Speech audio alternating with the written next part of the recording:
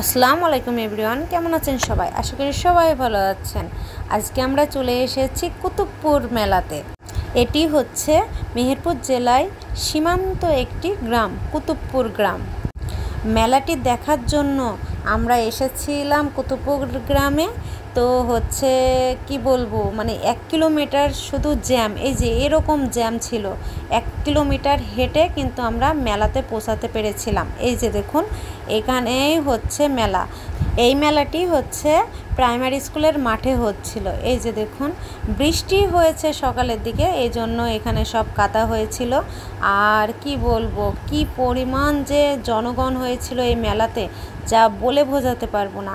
এখানে বেলুন থেকে শুরু করে একটি মেলাতে যাবতীয় জিনিস যা যা পাওয়া যায় সব কিছু ছিল এখানে। সবচেয়ে আমার ভালো লেগেছে এই যে বাঁশের তৈরি, এই বেতের তৈরি এইগুলো কুলা ছিল, ডালা ছিল, তারপরে আপনার বাঁশের তৈরি সরপোশও ছিল, যা দেখতে কিন্তু অসাধারণ লাগছিল। এগুলো কিন্তু প্রতি পিস 50 টাকা করে নিচ্ছিল এনারা।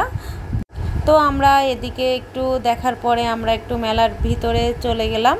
এই যে দেখুন, এখানে তো আরও মানুষ, এখানে অনেক স্টল ছিল। এই যে এখানে 30 টাকা 20 টাকার দুল এগুলা ছিল। তারপরে এই যে স্টলে তো ব্যাগ, এক কথায় মেলাতে যা যা পাওয়া যায় সব কিছুই ছিল।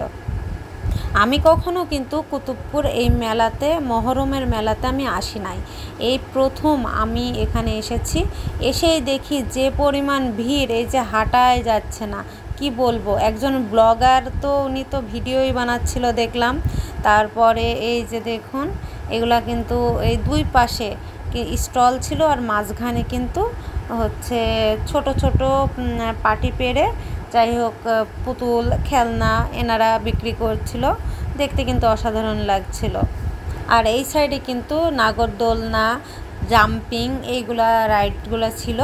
তো আমরা ওদিকে না যেয়ে তারপরে এই যে এইদিকে চলে আসলাম। তো এইদিকে হচ্ছে অনেক খাবার আইটেম ছিল, যা মানে কত প্রকার যে খাবার আইটেম ছিল সেগুলো আপনাদের বলে বোঝাতে পারবো না।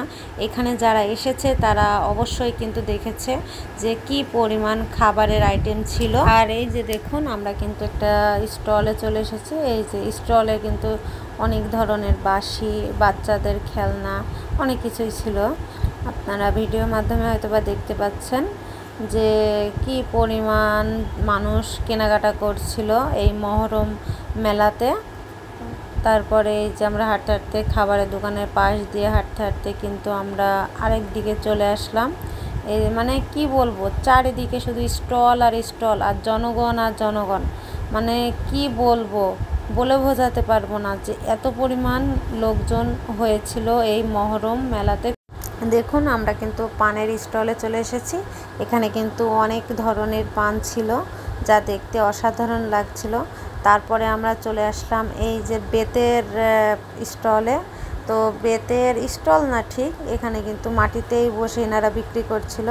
বেতের অনেক ধরনের জিনিস ছিল, কোন বা জিনিস ছিল না, কুলা থেকে শুরু করে অনেক ধরনের। এখানে অনেকেই অনেক রকম পছন্দ করে কিনছিল। তো আমার ভিডিওটা এই পর্যন্তই। ভিডিওটি ভালো লাগলে লাইক কমেন্ট শেয়ার করবেন, আর অবশ্যই আমার পাশে থাকবেন।